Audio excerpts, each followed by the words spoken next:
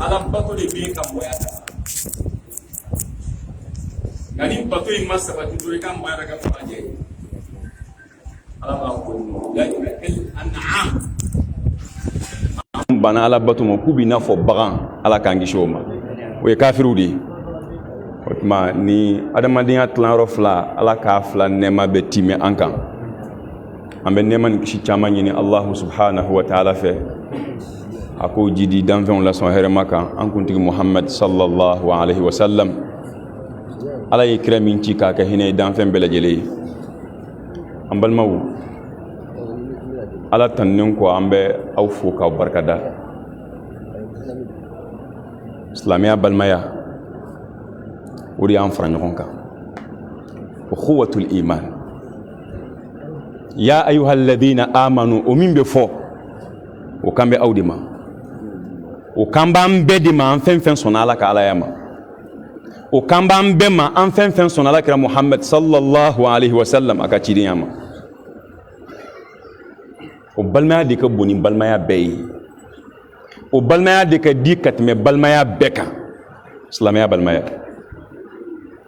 wa o balimaya bi juru bɛ sama fo aljinɛ firdausi kɔnɔ tuma dɔw la sinji balimaya danbe balimaya o bɛ tigɛ diɲɛ kɔnɔ yan a bi tigɛ hali den n'a fa ni ɲɔgɔn cɛ ni fa fatura kafiriya kan fa fatura k'a to sɔnni na k'a to somaya la den ye silamɛ ye tiɲɛ t'a t'u cɛ o den fatura kafiriya kan a fa t'a tiɲɛ ta i yɛrɛ woloden cɛ tɛ silamɛ ye muso t'a tiɲɛ ta muso tɛ silamɛ ye cɛ t'a tiɲɛ ta ikhtilafu din ni diinɛw ye ɲɔgɔn jɛ cɛ bɛ diinɛ dɔ la muso bɛ diinɛ dɔ la min mawani al irs fɛn min bɛ tiɲɛ ta bali adamadenw ni ɲɔgɔn cɛ o b'a la nka tuma dɔ adamaden ka tiɲɛ bɛ segin silamɛw ma hali n'u balima tɛ hali ni sinji t'u cɛ o b'a yɛrɛ k'a fɔ diinɛ balimaya o de ye balimaya yɛrɛ yɛrɛ ye an b'a ɲini ala fɛ ala k'o balimaya de sinsin an ni ɲɔgɔn cɛ an nana o min kama ala k'o dafa an ni ɲɔgɔn cɛ an balimaw nin ye hɛrɛba de ye ala kira sallallahu alaihi wasallam a ye sahabaw lamɔ tan de kira ma kalanyɔrɔ jɔ ka sahabaw kalan ye dɛ a ma kalanyɔrɔ jɔ ka sahabaw former ye dɛ ala kira ka misiri sallallahu alaihi wasallam o de tun ye kalanyɔrɔ ye ala kira ka misiri sallallahu alaihi wasallam o de tun ye sahabaw ka ɲɔgɔn ye yɔrɔ ye ala kira ka misiri sallallahu alaihi wasallam o de tun ye sahabaw ka kunnafoni di yɔrɔ ye abubakar radiyallahu anhu ala bɛnna ala kira fɛ o misiri de kɔnɔ omar ala bɛnna ala kira fɛ o misiri de kɔnɔ dɔnnibaw bɛ ala kira ka misiri jɔ cogo fɔlɔ u b'a ɲɛfɔ cogo min na anw ka diɲɛlaba misiri bɛɛ cɛ ka ɲi n'a ye a jɔ cogo la nka cɛw formela yen de omaru formela o de kɔnɔ seydina osman u formela yen de i bɛ sahababa minnu tɔgɔ mɛn u ye diinɛ kalan ni misiriw de kɔnɔ o n'an yɛrɛ ye ɲɔgɔn sɔrɔ o ala ka so kɔnɔ a ka kan an ka ala fo k'ala barikada an ka ala tanu ala min y'an kanu don ɲɔgɔn na ala jati kama maa minnu ka ɲɔgɔn kanu b'u nafa alqiyama jɔ don o ye maa fila min ye ɲɔgɔn kanu ala jati kama ijtama'a alayhi wa tafarraqa alayhi u jɛra ala ko kan ala ka don y'u fara ɲɔgɔn kan wa don min na u bɛna faranin kɔdan ye saya nana k'u faran k'u to ala ko kan olu ka ɲɔgɔn kanu b'u nafa lahara kɛnɛ kan ala ka an ka ɲɔgɔn kanu bila o minɛn kɔnɔ an ka ɲɔgɔn kanu ala k'a dafa fo aljinɛ firdausi kɔnɔ alhamdulillah dakuruɲɛ fila an bɛn'o fɔ ko ka kuma di karamɔgɔkɛ ma ka da ka su in na tuguni wajulu bɛ yen o furancɛ ka jan ne ni furancɛ jan in fana farala ka tuma dɔ sɛgɛn barika bɛ bonya dɔɔni mani sangani sela an b'a d'a ma bɛ kuma kun cɛ an bɛ safo seli ni ala sɔnna ma ni safo salila an bɛ ɲɔgɔn sɔrɔ kɛnɛ kan ala k'an bɛ sɔn a ma an balimaw aya kelen de b'an bolo o aya kelen Allah subhanahu wa ta'ala yi kuma yin fo suratul hujurat de kono don bo ba fo o sura ni ko suratul fadail jugo nyuma ladabu nyuma tasra nyuma ni sura in damina katasi alabama ale sura kele jamana o jamana jamakulu je o je na ye sura in ta ka baraka na ya be kishi ka damina sura in damina katasi fo alaban ani ala chebe dilan cogo mina ayo nyafo hake min bani ala kira che sallallahu alaihi wasallam ayo nyafo kana kuma kunce an damaw ni ɲɔgɔn cɛ hakɛ minnu bɛ min b'a to sigi bɛ ja an bolo min b'a to adamadenya an ka filɛ diinɛ min kɔnɔ a diinɛ bɛ basigi min b'a to an kanu bɛ don ɲɔgɔn na min b'a don juguya min b'an ni ɲɔgɔn cɛ min b'a to o bɛ taa ka bɔ yen min b'a to an tɛ dan sago ɲɔgɔn kan min b'a to an tɛ bin ɲɔgɔn kan ala y'a bɛɛ lajɛlen de ɲɛfɔ sura in kɔnɔ o kama karamɔgɔw b'a wele ko suratul fadail fusumanciya kow de farala ɲɔgɔn kan sura in kɔnɔ suratul hujurat ala ko amma ya ayyuhan nas ay mo wele ya ayyuhan nas ko aw mo wele nyeshina bema islamé mu'mini mi sona ka ala tientiya wele dakurunya folo bi nyeshi oluma aflana hali ma min mason ala koma kuma min nyeshi o fana ma kada ka kuma bina kunce ni miye o ti dafa ni maslameya ya ayuhan nas min ye wele mlawe aladi almamim sika wele naka di ba jabi naka di ba toyi la bina kuma do fo wele nko fe akuma imsiki nafa tuma do bina kuma min fo kuma inti nafa ambebeti ngani ala ye adamadin wele wallahi ala bina min fo abi nafa ni ala ye adamadin wele ni ya lame ina fo ibnu masudi ya fo chugamina kika lame da kuma min bina fo ala bini yamaru ni nyumando e min bi kishi lahara wal ma bini fanadi ka bo jugmando ma mi ni tun saraki to aka be kungo sima yayi harfu ni daudi ka adamadin wele fela dobila ko fo atigi o fela inde atila maka kunanja bala o fela inde atila maka kishi bala o fela inde atila maka ni rosoro bala je ani lahara ya ayuhan nas ala yambe wule ako inna khalaqnakum ne ala de awda ne ala de awda ya don bo ko ni ala ko ne de awda ko hal ni fenre ma fo ko faraw ko adama dinganga ala bato ka da kala de idan e mala ko ala kirama aya folo mun jigna ala kira kan alayhi salatu wassalam iqra bismi rabbikal ladhi khalaqa kalanka ni ma to koy sayyidina jibril ajina kira kan kuluwo kono kan inde folo fwaye iqra kalanka bismi rabbikal ladhi khalaq ni ma to koy imami daninge mawo mana hakili be nyon fe imangan ka son ala kelen ko ki dan ere ka dan fen do dilan ko bato ko fara alaka hakili ma te son amajango islamé ala bato le di dan ala bato tigore fuiti la funa kara ala kelen inna khalaqnakum ni ala di awdan min dhakarin kabo chekelina we an fada may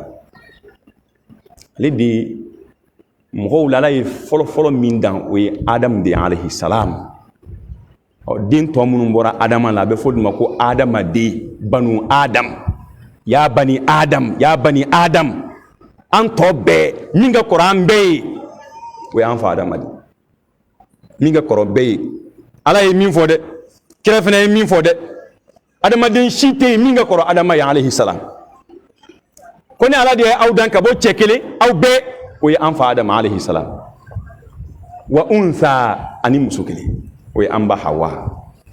bedi dana kabole ya ayuhan nasu taqu rabbakum alladhi khalaqakum min nafsin wahida wa khalaqa minha zawjaha wa batha minhuma rijalan kathiran wa nisaa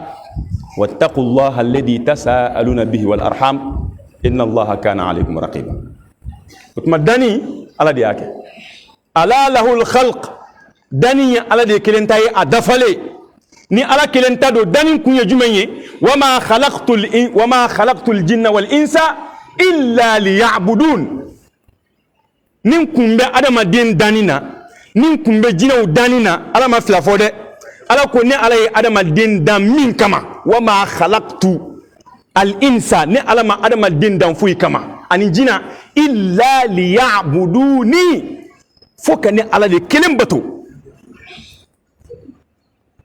ne de yi dan yi dan min kama waye bato di wode kama amina ko lahidu centi ya ala ye ka fo iyyaka na'budu wa iyyaka nasta'in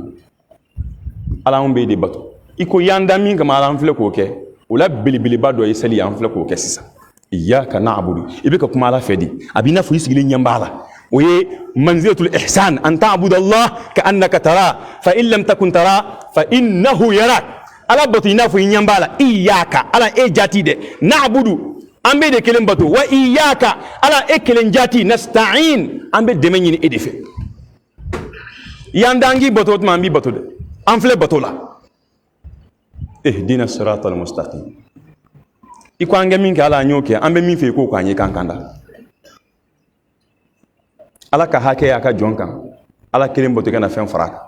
jonka hake ala kan koni jomi ma fen fara ala ka bato kono ka ke ka nya ala kana utikila mo nyangata wa ala sonoma ala e min fo ni sona ibe min ni ala fe ala be soma kada ka bato ni ndeme nyini ko fe iye do de ke ihdina siratal mustaqim otma ala ko ni ala e aw danka bo an fa adama na mba hawala ala yake mun kama a folo ka jirana ka fo ko danin kela ye ale ala de ale de hadamadin dan ale de hadamadin garsige ale de be hadamadin bana ale de be hadamadin kenaya ale de be hadamadin fa hadamadin falen ko ale de be tlaka nyenmaya ka tlaka nyin gal qiyama kenaka ni mami nyumange o saray aljina ala kan faraw dungo kan ni mi nyumange o saray tasma ala kan gisho ni mbeke bagadi allah subhanahu wa ta'ala kele ne di awdan ka bo an fa adama na mba hawa nganya ke mun koson waja'alnakum shu'uban wa qaba'ila ni alai auke jamakulu yi ani qabila wi sha'bu kono ka dun ka teme qabila ka qabila be bo jamakulu de ko aw ye maliyen ya fana konnana aw ye sangawi aw ye kutalakawi o fana konnana tuguni ni qabila maw jamu ya aw ye ni qabila maw ye ala ko ni tlani de aw ma ke koy ni ala de yake kada madin tlantla ere ki hakili jagabo ni ko kera tugudi ni jamu yi muna fo we aw ye ni jamu yi muna fo we aw ye ni shiya yi muna fo we aw ye ala ko ka ke baye ni ala kirindi waja'alnakum ni ala de awke shu'uban wa qaba'ila ngala yini mungama kan fofo nyon ko tuma do ante kangelen fo an shiyaw te kelenyi anga kaunte kelenyi anga famu te kelenyi anga foy te kelenyi tuma do waja'alnakum shu'uban wa qaba'ila lita'arafu wala sanga nyondo ko wala sanga nyondo wa o nyogon de konna fembe bo kono o nyogon de ambo bamako kana fara ambal mawkaya o nyogon de bato aw be boyan ka tabba mako ka ta fara an kan ka dine barake nyogon fe waslamo ka nyogon don fembe de bo kono here be bo kono e malakira alayhi salatu wassalam atale madina e bara foro jumenge kira e bara kun foro mununke aka misri jolen ko fe akha bainal ansari wal muhajirin ay balmaya do ansaru ni muhajirun ni nyonche madina ka chekela bo tegemina kam maran ka chekelen tegemina ko lu di nyoma ka fo aw ye balma mawdi adamina halut me nyon chenta kada ka ne misri jo mamunum be misri ko nu ma jo fonde kada ka misri be jona dungewdi ni misri ngai ni misri mbasigilembe ajo chokote de munum ba kono uldi ajo munum ba kono uldi basigi wotuma munu be misiri kono nolu kala mo basigi le misiri be basigi munu be misiri kono nolu kala mo sabati le misiri be sabati kray balma do mo ni nyonche wala sa so injo linga tu o ta'arufu min forani nyonche o ka sabati ni adamaden n'a ye ɲɔgɔn dɔn an bɛ ɲɔgɔn nafa. Kira taalen Madina a ye kuma kun fɔlɔ minnu fɔ ko nin kuma in b'a la. A ye ɲɔgɔn ladumuni, a ye fantanw ladumuni. At'imu ta'am, a ye fantanw ladumuni. Wasilul arham, sinji minnu b'aw ni ɲɔgɔn cɛ a y'u tugu. Wa sallu bil layli wan nasu niyam, a ye seli sufɛ ka mɔgɔw to sunɔgɔ la. Tadkhulu jannata rabbikum bisalam. N'a y'o kɛ aw bɛ don Ala ka aljinɛ kɔnɔ ni kisi. I ni maa ni a ye ɲɔgɔn dɔn fɛn caman b'o kɔnɔna na jango silamɛw ka ɲɔgɔn dɔn. A ka fisa ni ɲɔgɔn dɔn bɛɛ ye. O ɲɔgɔn dɔn de kɔnɔ ɲɔgɔn kanu bɛ na. O de kama a y'o fɔ a ko walladhi nafsi biyadi n bɛ n kali faama la ni Muhamadu ni bɛ masa min bolo. La tadkhulul jannata hatta tu'minu. Maa si tɛ don aw la aljinɛ kɔnɔ f'a ka limaniya. Aljinɛ donni sharti fɔlɔ-fɔlɔ dulonnen bɛ min na o ye limaniya de. Ni limaniya sabatila wala tu'minu aw tɛ limaniya fɛnɛ hatta tahabbu f'aw ka kɛ ɲɔgɔn fɛ. F'an ka ɲɔgɔn kanu. Ne bɛ min kanu yɛrɛ kun ye hɛrɛ la n k'o kanu e ye. N t'a fɛ tɔɔrɔ min kan sɔrɔ n k'a kanu dusukun na o tɔɔrɔ kana e sɔrɔ. Limaniya tɛ dafa fiyewu fo ɲɔgɔn kanu kana ni ɲɔgɔn cɛ. Awala adullukum ala shay'in idha fa'altumuhu tahabbtum afshu salama bainakum. Ala kira ko fɛn dɔ bɛ yen n b'o fɔ aw ye sallallahu alayhi wa sallam. N'a y'o fɛn in kɛ Ala bɛ ɲɔgɔn kanu sabati aw ni ɲɔgɔn cɛ. O ɲɔgɔn kanu bɛ aw se limaniya dafalen ma. O limaniya dafalen bɛ aw se Ala ka aljinɛ ma. Afshu salama bainakum. A ye foli cɛra aw ni ɲɔgɔn cɛ. A ye to ka taa bɔ ɲɔgɔn na ka ɲɔgɔn fo Ala jati kama. Ni balima silamɛ wulila ka taa bɔ i la i bɛ nafa dɔ sɔrɔ a la. A bɛ nafa dɔ sɔrɔ e la. O nafa fɔlɔ-fɔlɔ ye min ye an ka diinɛ bɛ sabati ni nafa min ye. A bɛ diinɛ kuma dɔ dɔn e t'o dɔn. A bɛ diinɛ kiiri dɔ dɔn e t'o dɔn. Sababu tun bɛ ten de o. N'u jɛra hali sangani kunkurunin o bɛ ɲɔgɔn nafa. Nin bɛ fɛn dɔ dɔn nin t'o dɔn a b'a fɔ a ye. Ni yɛrɛ bɛ dɔ dɔn nin t'o dɔn a b'a Ala kala a la. O tuma ɲɔgɔn dɔn kɔfɛ ɲɔgɔn kanu bɛ na. Ni ɲɔgɔn kanu nana a sababuya bɛ taa kuncɛ ni min ye o ye aljinɛ ye. Tadkhulu jannata rabbikum bisalam. K'an ka foli cɛra ni ɲɔgɔn cɛ. O tuma o foli n'o ɲɔgɔn dɔn an b'o di sira kan. An b'a ɲini Ala fɛ Ala k'o sabati ni ɲɔgɔn cɛ. Wa o ɲɔgɔn kanu in o ɲɔgɔn dɔn in ka deli ɲɔgɔn na ka gɛrɛ ɲɔgɔn na wallahi an bɛ diinɛ min kɔnɔ n'a bɛ fɛn fɔlɔ ɲini an fɛ o y'o de ye. An ka ɲɔgɔn kanu an ka kɛ ɲɔgɔn fɛ. Dɔnnibaa dɔw tɛmɛna n'a tun wulila ka sufɛ nafila la a tɛ dugawu ka hala yɛrɛ ye a bɛ dugawu ka balima silamɛw de. U y'a ɲininka a la k'i bɛ nin kɛ mun na a ko Ala kira de ko alayhi salatu wasalam ko ni maa min wulila k'i bɛ dugawu k'i balima silamɛ ye Ala bɛ mɛlɛkɛ dɔ bila e yɛrɛ tɔnkɔrɔ ye. N'i ye dugawu min fɔ i balima silamɛ ye o b'a fɔ wala ka bi mislin. I ye dugawu min kɛ kari Ala k'a ɲɔgɔnna k'i ye. Ne bɛ kɛ min kɛ n balimakɛ ye n bɛ kɛ min kɛ n sigiɲɔgɔn ye n bɛ kɛ min kɛ n diinɛ baarakɛ ɲɔgɔn ye mɛlɛkɛ bɛ k'o dugawu ɲɔgɔnna kɛ ne ye. Tuma dɔ ne ka dugawu bɛ bin nka mɛlɛkɛ bɛ dugawu min kɛ ne ye o tɛ bin dɛ. Min bɛ dugawu bali ka minɛ tuma caman o ye adamaden ka jurumu de ye. Mɛlɛkɛw don la ya'asuna Allaha ma amarahum wa yaf'aluna ma yu'marun. Mɛlɛkɛw tɛ Ala ko ta. Ni Ala k'o kɛ min kɛ u b'a kɛ o ni Ala cɛ ka ɲi. Ni Ala cɛ diya la ni i ye min fɔ Ala ye Ala bɛ sɔn. Nka mɛlɛkɛw bɛ dugawu k'i ni bɛ kɛ dugawu k'i balima silamɛ ye. Ko de kama ne bɛ n ka dugawu bɛɛ kɛrɛnkɛrɛn k'a kɛ n balima silamɛw ye. Mɛlɛkɛw b'a kɔfɔlen kɛ ne ye. Sahabaw tun ye nin faamu dɛ. O de kama Ala kira ka san 23 alayhi salatu wasalam a ka kira y'a si san 23. A ye sahabaw dusukun deli ɲɔgɔn na ka se hakɛ dɔ ma n'a ka cɛsiri ani Ala ka dɛmɛ ye a ka bon hakili ma. Fɛn o fɛn bɛ kɛ sababu ye k'u cɛ fara kira ye sahabaw mabɔ a bɛɛ la. Fɛn min b'u deli ɲɔgɔn na fɛn min b'u kanu don ɲɔgɔn na Ala kira ye sahabaw lamɔ o de kan. Danbe t'a dɔw ni ɲɔgɔn cɛ o. Seydina Bilal o ye Éthiopie ka ye. Arabu yɛrɛ tɛ. Danbebatigi yɛrɛ tɛ arabu cɛla o don. Danbe nɔgɔ dan ye arabu cɛla o don o ye finya ye. Hali n'i ye hɔrɔn ye n'i ye finman ye ka ban banna tɛ foyi. Jahiliya kɔnɔ o don diinɛ nalen de ye o siyako bɔ mɔgɔw ni ɲɔgɔn cɛ. Ala bɛna fɔ kuma in laban na inna akramakum inda Allahi atqakum. diinɛ de bɛ adamaden dilan ni adamaden to a yɛrɛ ma adamaden hakili se ka ɲali sira min b'a se alijinɛ kɔnɔ adamaden hakili se ka yira a la diinɛ de b'a fɔ ko nin sira in de b'i se fo alijinɛ taa nin fɛ o de kama kiraw cira k'a sɔrɔ mɔgɔw bɛ ko kalama koyi fatɔw tɛ koyi ni adamadenw tun ye fatɔw ye kiraw tun tina ka da kan fatɔ silamɛya kiri foyi t'o nɔfɛ ciri kɛra minnu ma de adamaden hakilimaw de don nka hakili in tɛ se ka alijinɛ sira jira u la kiraw nakun de ye ayiwa ni ye alijinɛ sira ye a ye taa nin fɛ adamaden ka yeli la a bɛ fɛn dɔ masira ɲɛkɔrɔ o cɛ ka ɲi nka ala yɔrɔ o tɛ sira ɲuman ye ne y'a ye a cɛ ka ɲi ayi ne y'a ye a bɛnna ma diinɛ tɛ baara ten dɛ ala ko cogo di inna hadhihi ummatukum ummatan wahidatan wa ana rabbukum fa'budun wa ana rabbukum aw ka manto in manton kelen don ne de y'aw maa ye a ye ni ala kelen bato a bɛ bato cogo di i t'a k'i yɛrɛ ma dɛ ɲɛfɔliw de kɛra a la kɛcogo de b'a la i b'a ko kɛcogo la n'i m'a ko kɛcogo la n'i y'a k'i ta ala mako t'a la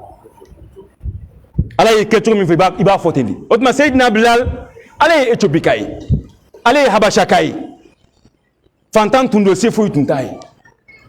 nka mun y'a to o ni Seyidina Abubakar sigila minɛn kelen kan ka dumuni kɛ o ni Seyidina Umar sigila minɛn kelen kan ka dumuni kɛ Abdullahi ibn Mas'ud jɔn tɛ dɛ hɔrɔn don nka fantan tun don se foyi tun t'a ye maa fɔlɔfɔlɔ minnu kɔnna denmisɛnninw la ka don silamɛya kɔnɔ ale b'a la denmisɛnnin fitinin tun don n'a ni Abu Jahali bɛ bɛn Magan bɔlɔn kɔnɔ a bɛ sira in de bila ka taa sira wɛrɛ kan ka d'a kan ni Abu Jahali ye a bɛ min d'a kan o don o tɛ hɛrɛya ma dɛ ne ni nin fantanni bagan gɛnna ne n'o kɛ bɛnkare kɔnɔ abada nka don min na Baduru kɛlɛ don Abu Jahali bɛ fa don min na kamalen fitinin fila kɛlɛ k'a gosi n'a binna o Abdullahi ibn Mas'ud de nana ka na bɔ Abu Jahali kan o y'a sɔrɔ a ma sa fɔlɔ ka d'a kan kamalen fitinin fila Baduru kɛlɛ kɛnɛ kan olu de nana Abdurrahman ibn Awf ma mɔgɔ tan minnu fɔra k'u bɛ don alijinɛ kɔnɔ ale bɛ o maa tan in na o kamalen fitinin fila de nana Abdurrahman ma k'a ɲininka ko man huwa Abu Jahal ko jɔn de ye Amr ibn Hisham o y'a tɔgɔ ye ko jɔn de ye Abu Jahali ye jamala ya Abdurrahman ibn Awf ye nin denmisɛnnin fila fila aw bɛ se ka mun kɛ Abu Jahali la o don kɛlɛ kuntigiya bɛ ale de bolo armée ba kɛrɛfɛ a ka bon hakili ma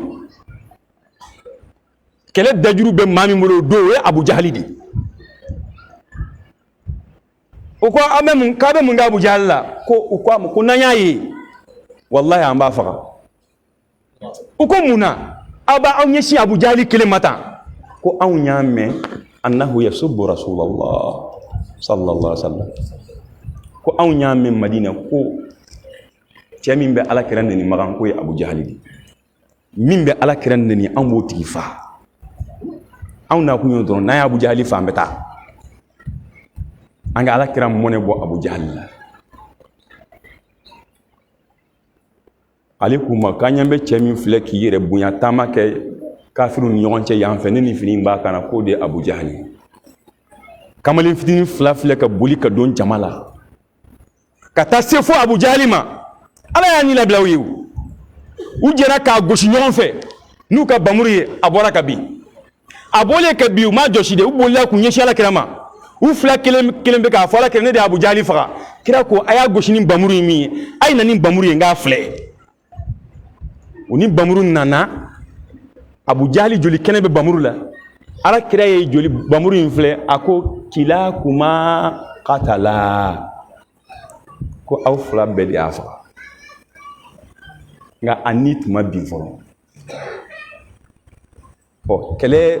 basigili dɔɔni ni an bɛ se k'a fɔ kɛlɛ kun cɛra Baduru kɛlɛ Abdullahi ibn Mas'ud bagangɛnna in min ni Abu Jahali tun tɛ bɛn hali kare kelen kɔnɔ o de tɛmɛtɔ nana ka na bɔ Abu Jahali dalen kan Baduru kɛlɛ kɛnɛ kan a ni ma bin fɔlɔ a y'a sen da a kan kan Abdullahi ibn Mas'ud a y'a sen da Abu Jahali kan kan k'a terenke Abu Jahali kumana أقام يا رويعي الغنم لقد ارتقيت مرتقا صعبا كبرانجناني رويعي كبرانجناني إي سيندا يروكا نين بيتين سكة كده نين يتنسك بين حالي كاري كونغا بيا فلا كافريا فلا كا ماجين فو عبد الله بن مسعود فلا كا سيندا كان سانفي ماجين دان لبو دان i senda ma kan koni to ya sara farabu fe odo abina fu ya tila mo nyana ma faadi munya majigi kafiriya dia lebu kafiriya dia majigi abdullah ibn mas'ud munya bunya akal limaniya dia bunya akal islamiya dia bunya abdullah ibn mas'ud amada o made ayaka bamuru bo ka abu jahali kungulo tege ka kanta ka kungulo inta ka ta di alakirama ala kira ye kungule infla kira ko hada fir'aunu hadhihi al-umma ko ne manto ni fir'auna bala ko ni ceyinde ni manto ga fir'auna ye aka ko banati aka dambe tununa aka kabila baya ma fen nyaay aka sitigiya ma fen nyaay aka kuntigiya ma fen nyaay munya sama kafiriya dia sama o abdullah ibn mas'ud min yeninge o tunta wartigiye o tunta kabila batigiye o tunta dambe batigiye nga buyana munya bunya aka islamiya dia bunya ni mawo mayi dan alabato la binya de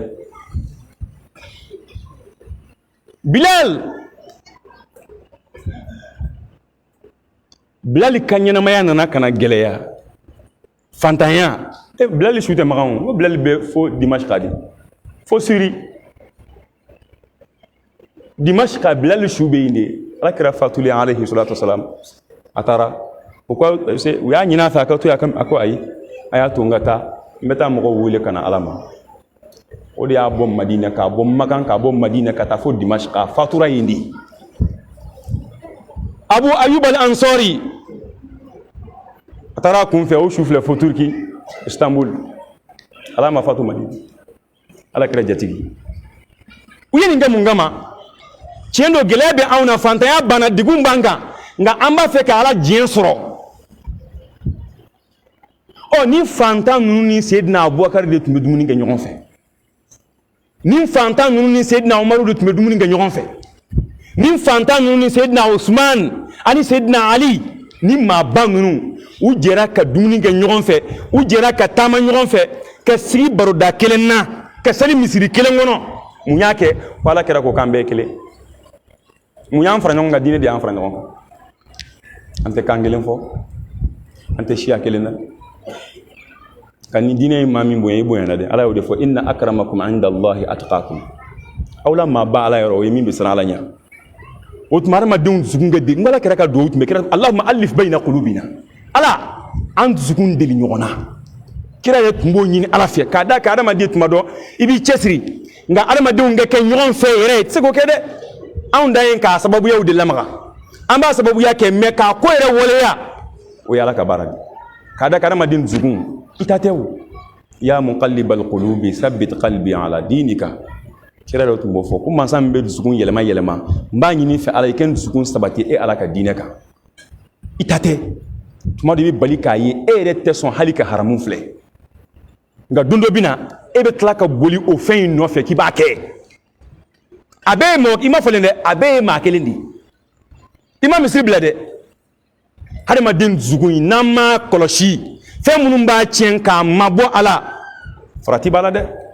ti ale ke kiligu yon gelendu bona kiligu no beni ka fatuli mado bara mageleya wal umur bil khawatim ko be kunje minga la rebe wilu de kande adama dimbe ko ke halni ala kuta do ki miri nebse ka sakan ton kalida no bi kono la Allah ina ibi mabo ala ka dan yibe belida ibi mabo ala ka dan sabolida ma dusukun anga njija angu ke nyogon fe dusukun angu kanun do nyogona wallahi ni dusukun ye nyogon ni dusukun ye nyogon kanu ni balma ye ko la minte ben alama ni balma ye ala kuta la be do kaye ka wuli shufe ka ta to ma alamba nyini fe ni tenturu balma ke fle abeni ko inga ote be alamba nyini fe ka tubi no yayi ati kalama koy ngabe ka do kay o y'a sɔrɔ ɲɔgɔn kanu sera a dan na o b'a yira k'a fɔ k'i dusukun ka ɲi. Alimamu Ahmad bun Hanbal a dalila k'a fɔ Imamu Shafi'i denkɛ ye, a ko a ma ko Shafi'i denkɛ ma k'i fa Muhammad bin Idris ko ni su kora ni dugu tilala ni ne bɛ n ka nafilaw seli n bɛ maa minnu ta o tɔgɔma ka dugawu k'u ye e fa b'a la, n bɛ maa minnu ta o tɔgɔma ka dugawu k'u ye k'a da u ka jɔyɔrɔ kan e fa b'a la. K'a sɔrɔ masala caman bɛ yen Alimamu Ahmad ni Imamu Shafi'i ka hakiliw fɔlen bɛ ɲɔgɔn kɔ a la o. Ne ni kari ma ɲɔgɔn faamu ni masala kan n'an tɛ bɛn o tɛ kelen ye o. Hali Ala kira tile kira a ko sahaba ma ko a ye taa la yusalliyanna ahadukumul asra illa bi bani Qurayza, a ye taa bani Qurayza, maa si kana lahansara seli fo bani Qurayza. Seli waati sera sahabaw tilana fila ye, jamakulu fan kelen salila ko Ala ko inna salata kanat ala almu'minina kitaban mawquta, seli Ala y'a wajibiya mu'minu kan ka waati de k'a la, a waati sera an bɛ seli o salila o ka dalilu b'u bolo. Jamakulu fan kelen ko la anw tɛ seli parce que Ala kira ko an kana seli fo bani Qurayza. Ala kira ye kuma in sallallahu alaihi wasallam a ye kuma fila in bɛɛ sabati tumana min na u seginna ka na jaabi fɔ a ye. O kɔrɔ ye hadamaden dancogo la hakiliw bɛ ɲɔgɔn jɛ tuma dɔw la, nka ni dusukun ye kelen ye an bɛ se ka fɔ ɲɔgɔn kɔ masala kelen na, masala 10 an bɛ se ka ɲɔgɔn sɔrɔ o la, o 10 in an ka taa n'o ye kelen ye an k'o to yen. Ma'arakatul Yarmouk, Yarmouku kɛlɛ a kɛlɛ kɛra don min na silamɛ caman fara kɛlɛ in na. Kɛlɛ bannen silamɛ ɲuman dɔ wulila k'a ka foroko fa ji la, ale balimakɛ taara kɛlɛ in fɛ a bɛ taa a ka lahalaya lajɛ, a bɛ se kɛlɛ kɛnɛ kan a y'a sɔrɔ a balimakɛ dalen bɛ joli la a ma sa fɔlɔ, ani ji nana k'a bɛ ji d'a balimakɛ ma, balimakɛ ko a ma jɛna a ye ji min na k'a b'a min dɔrɔn a ye maa wɛrɛ y'a kɛrɛfɛ o bɛ ka ŋunan minɔgɔ fɛ, a ko taa di kari ma o k'a min, n'o y'a min tuma min ne bɛ sɔrɔ ka min. Minɔgɔ bɛ ne la dɛ, nka laala nin ka minɔgɔ ka jugu ni ne ta ye, taa di nin ma fɔlɔ. Wa yu'thiruna ala anfusihim walau kana bihim khasasa, Ala tɛ kuma kun fɛ koyi, wa Ala ye kuma fɛn o fɛn fɔ a mana gɛlɛya cogo cogo dɔw y'a waleya. Ne ma se e ma se o ye tiɲɛ, nka Ala ka aya kelen tɛ yen, Ala ye min fɔ ko dɔ m'a waleya. Wa yu'thiruna ala anfusihim walau kana bihim khasasa, fantanya mana s'a dana cogo o cogo, gɛlɛya mana s'a dana cogo o cogo, u bɛ hɛrɛ kanu n'u balima ye k'u balima fisaya u yɛrɛ kun kan, degun mana bonya cogo o cogo. Ala de y'a fɔ dɛ, wa ninnu y'a waleya. A ko taa di kari ma, laala o ka minɔgɔ ka jugu ni ne ta ye. Ni ɲɔgɔn kanu ani ni deli ɲɔgɔn na u y'a tiɲɛ ta Ala kɛra de nɔfɛ alayhi salatu wasalam. Balimakɛ bolila k'a bɛ taa ji di filanan in ma, o fana ye ji min na k'a b'a min, o balila ka dɔn ŋunantɔ ye fo yɔrɔ jan ko minɔgɔ bɛ n na, minɔgɔ bɛ n na. O fana filanan ko taa ji di nin ma, laala o ka minɔgɔ ka jugu ni ne ta ye. Nin filɛ ka boli ka boli ka boli ka boli k'a bɛ taa ji di o ma, a bɛ s'o ma a y'a sɔrɔ o sara. A seginna ka na k'a bɛna di filanan ma, a y'a sɔrɔ o fana fatura. K'a bɛna di a binakɛ den n'o y'a balimakɛ, a y'a sɔrɔ o fana sara. Manto minnu bɛ taa maa bɛ se ninnu na, jamakulu minnu bɛ taa maa bɛ se ninnu na. Adamadenya sigi la o bɛ se ka fɔ ɲɔgɔn kɔ, a kɛlɛ k'a ti ban fiyewu, taamasiyɛn ɲuman tɛ dɛ. O tuma ni Ala y'an dusukun ɲɛsin ɲɔgɔn ma k'an kanu don ɲɔgɔn na k'a sira di an ma, an yɛrɛ ka ji k'a fɛ. A sira ye jumɛn ye? O ye silamɛya de ye. Silamɛya nin jirijuba in an bɛɛ sigilen b'a suma na, an ka ɲɔgɔn dilan, an ka dugawu kɛ ɲɔgɔn ye, an ka ɲɔgɔn dɛmɛ, an k'an kɔnɔna jɛya ɲɔgɔn ye. O ye wajibi de, Ala ye min ɲini an fɛ k'a fɔ n'a ka di n b'a kɛ, wajibi de don Ala y'a ɲini an fɛ. O de b'a to an bɛ fɛn min ɲini Ala fɛ ala b'a nɔgɔya an ma an b'a ɲini ala fɛ ala ka bɔdaw k'an ye ɲɔgɔn kanu ya rabbi ala ka sabati an ni ɲɔgɔn cɛ ala k'an dusukun deli ɲɔgɔn na an bɛ hɛrɛ fɛn o fɛn ɲini ala fɛ ya rabbi ala k'a di an ma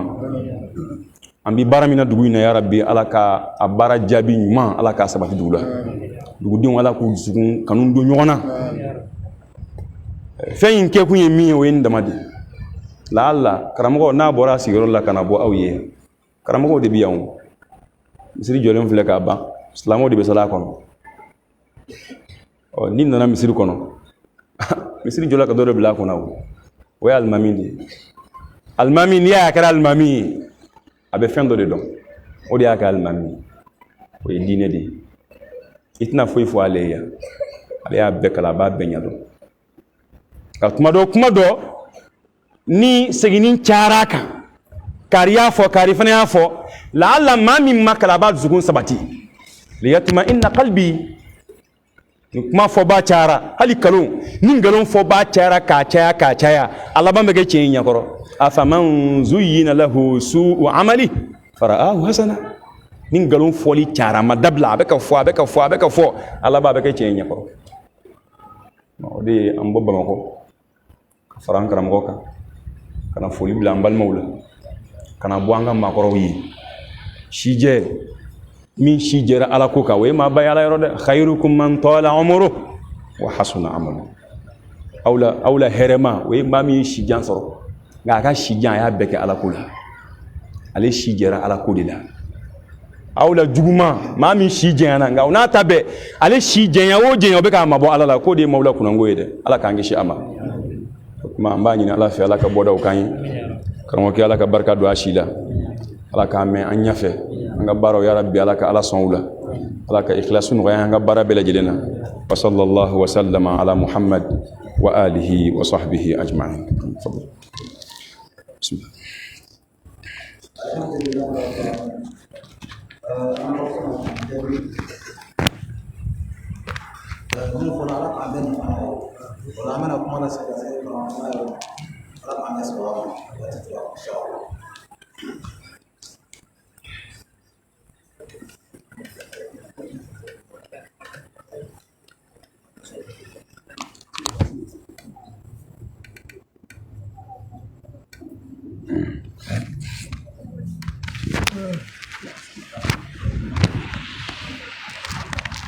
أعوذ بالله من الشيطان الرجيم بسم الله الرحمن الرحيم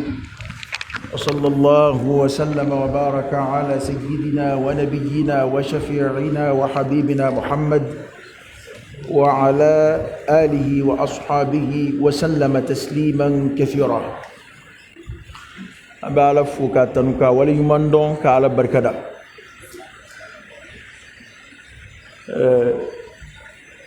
ما نغيره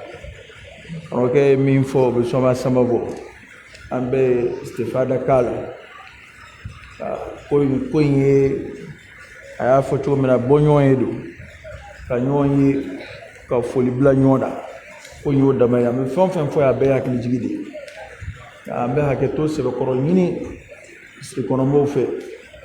mai ni ya ise na iba ko kuma te ko gelen ma te ko no ngombe ango famia abe du jarambe kumana do ka jandoni do ka suru amna ta do fanana o de kama yan wasa do ale kan makaina bayina fa ngan wasa do la dugo ke ala sonama ana ta to yana bo ken ka insha Allah ala kan be sobma ay min fo ala kan be na fanay halibi ala kan ti do nyona ala kan kanu do nyona bonye ala ka kunche herala ala kana danima ala ka nyona chaya